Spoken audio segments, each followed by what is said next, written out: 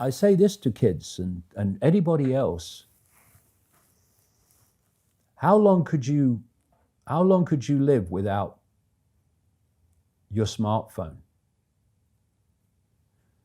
And then ask, what is an alcoholic? Well, an alcoholic is someone addicted to alcohol. Yeah. Why is he addicted to alcohol? Because he can't stop drinking it. Yeah. But you can't put your phone down. And if you do, within a few minutes, you pick it up again because you're addicted to it. So are you controlling that bit of technology in your hand, or is that controlling you? That's controlling you. So do you want your life controlled by a bit of technology? Do you want the rest of your life controlled by it? Or are you now going to go, I'm putting this down? Is that the first step for most people? Well, that's the first step. Put it down. Put it down. You see, if technology is going to be the servant rather than the governor, it has to serve the interests of humanity, and humanity does not have to serve it. We're in a situation now where humanity is serving technology. And it will be serving AI. Increasingly, it is serving AI in its algorithmic expression. I have a mobile phone of way back down, I think it's 3G, they call it, and it sits in a desk at my house for months on end, sometimes 6, 7 months. If I'm in a situation where I need to communicate with someone, that I won't have any other form of communication where I am, I might have it with me.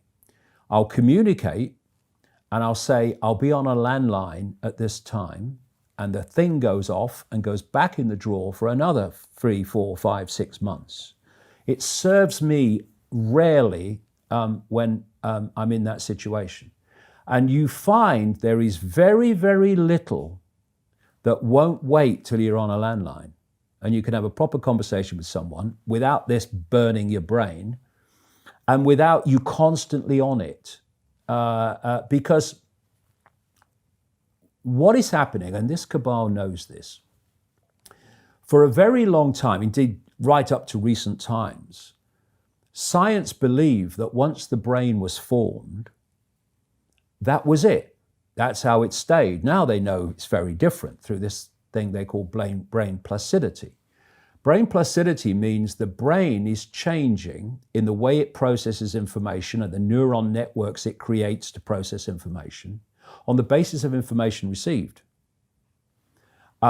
So what we've had in this very short time is the human brain bombarded with digital electrical stimulus that it's never experienced before.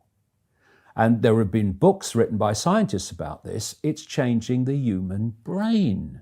It's changing the way the brain processes information. And how we process information dictates our perception of reality. And kids are having their brains rewired. And you know, people talk about love. Well, and people think loving your children and wanting the best for your children is giving them things that they want. Well, where does most stimulus come from what children want? It comes from the system, it comes from adverts, it comes from peer pressure and all that stuff. So the loving thing to do, the caring thing to do for your child from that